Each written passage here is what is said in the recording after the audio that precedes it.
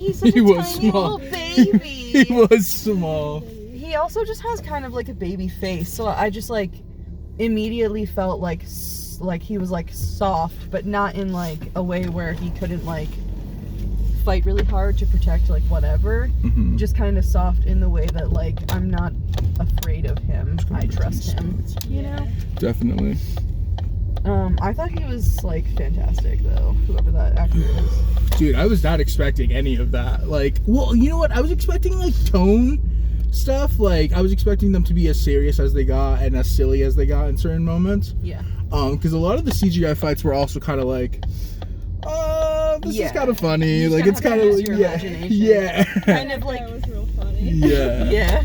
So shit like that, I was like, okay. Kind of like a video game-esque. Right, I expected that. But like story elements or like plot lines or like, you know, things that they did in the movie, I was not expecting. I thought Kay was gonna be a bigger part. I thought Kay was gonna be like a villain. Kay was one thing, but then what was I gonna say? I didn't expect them to do that shit with Ririko, with like her being like AI or like also a cyborg. That's wild. I like how they do the like passing off the torch to Ichimonji.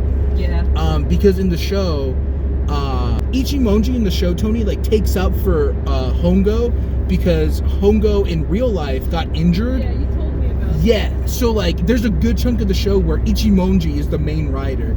So I feel like they really took influence from that and then just made him the main rider at the end. Like I feel like that was really cool. Yeah, I was like not expecting that. Origin story. Yeah, like I was not expecting that, but I actually love that.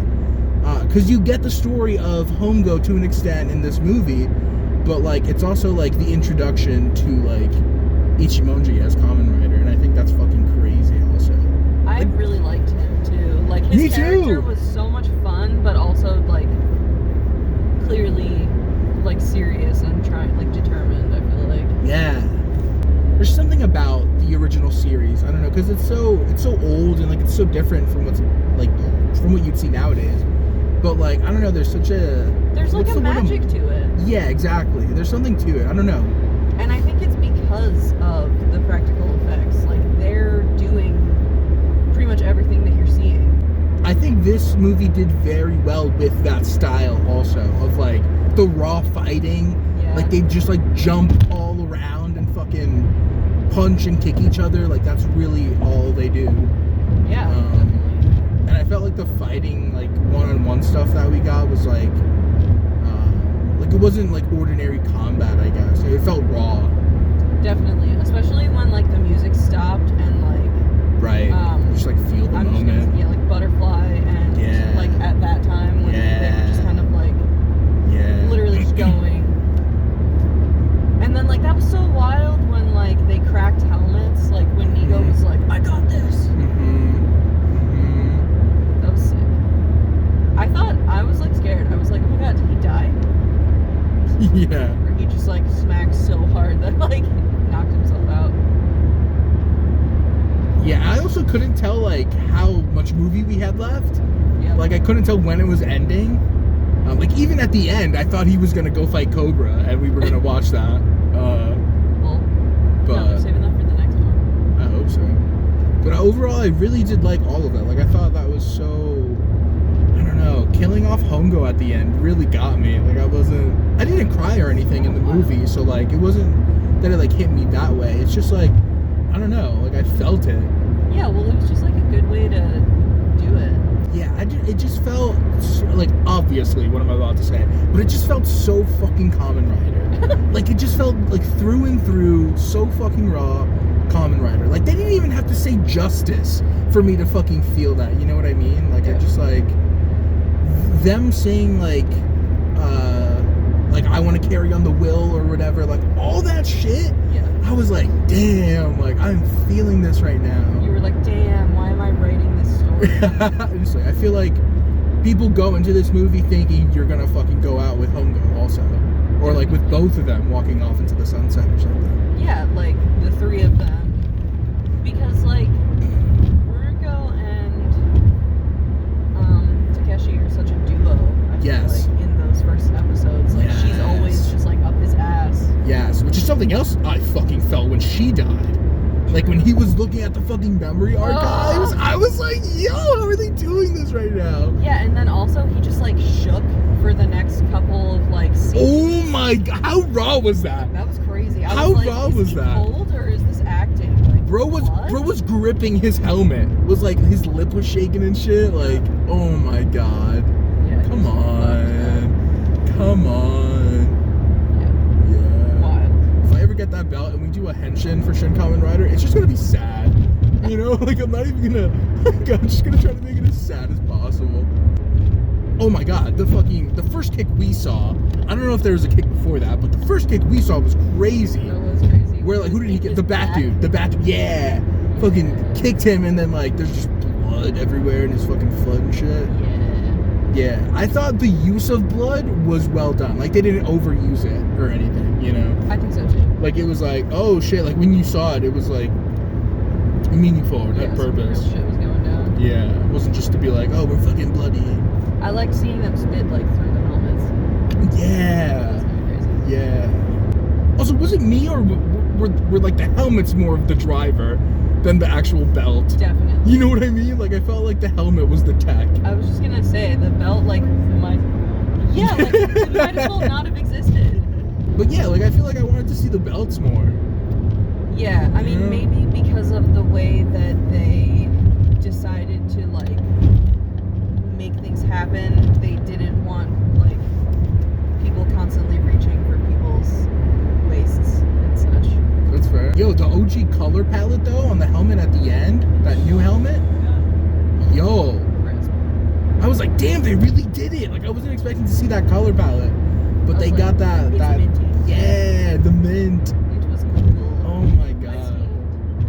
Yeah. It was. Man. Yeah, and like I thought all the suits were cool too. They really didn't like do too much. They were like, all right, let's just make like a well-made version of the original suit, essentially, because it wasn't like too much extra stuff. Like armor. Yeah, especially like showing the footage at the end. Like you could see they were basically the same. Even like the chest plates and stuff, how they were kind of like lumpy and all that. Like like they didn't look too futuristic techy. It just looked like the fucking chest plates or like the chest pads. Like just a well put together version. Because like the original, you can just tell that it's like plastic. Not that well put together. Yeah. I thought that the villains were very well adapted, but the suits were definitely just like upgraded or like tightened in a sense. I thought it was cool when they had Kamakiri and Chameleon, how he was like stitched.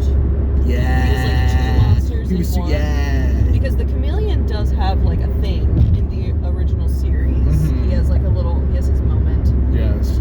I don't really remember Kamakiri, so I don't like from the original, so maybe something happens like later on that we haven't seen. But I did think it was interesting to put those together, and then I thought it was really cool when he like unzipped his shit and he had like a thingy, like a slicey like sword situation, like something to break out like after they did their like regular fighting shit. His fucking actual like bug skin, like his face under the mask that he had. I thought shit like that was cool. Oh my god, I didn't say it in the theater because I felt like I was already being loud with like my like I feel like I was too. We were just hyped. Yeah. But when the wasp lady said change, when she was like change, I was like, oh my god, she just said henshin. Yup. She just fucking said it. Like I was so stoked. Oh my god. That was an interesting storyline. I feel like why did I love that? Why did I love that so much? So I will say, I thought that it was awesome, but I didn't get like too much of a relationship between the two of them. Like I thought it was quick. Yeah, like it was quick. Yeah. There wasn't much time to kind of establish their bond. It was just kind of like we were thrown in, and like their dialogue is meant to tell us that they're kind of like old friends. Yeah. So like that, I felt kind of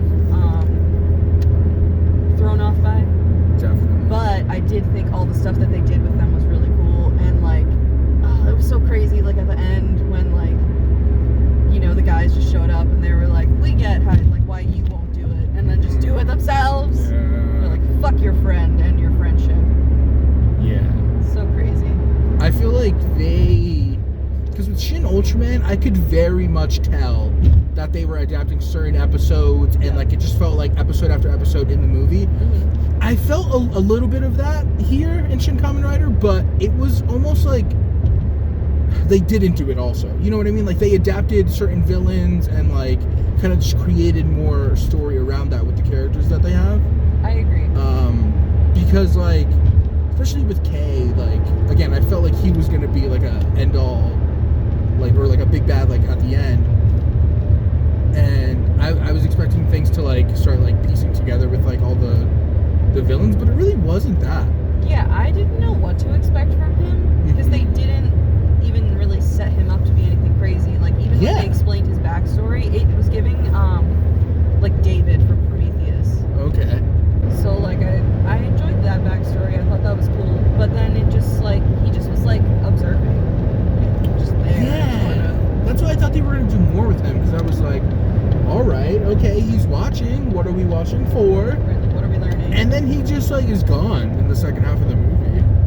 Yeah, I don't know. Maybe they're setting him up for something else. Like, Maybe. Not. I don't think they would do like his own thing, like a Shin, whatever. But like, I mean, it seemed like they were saving stuff. yeah, like they could have done more. I could very much see a Shin Kamen Rider 2, but before watching it, I wasn't even a thought that they were going to do a second one. Oh yeah. You know? Definitely not. But after watching that, I feel like they very well could, but also if they didn't, this is fine. Definitely. Like I don't need a second one. Yeah. I think this was a very cool like homage. It's a very good story about Kamen Rider that homages the first series in so many different aspects. But like if they didn't do anything after this, like I'd be fine, you know.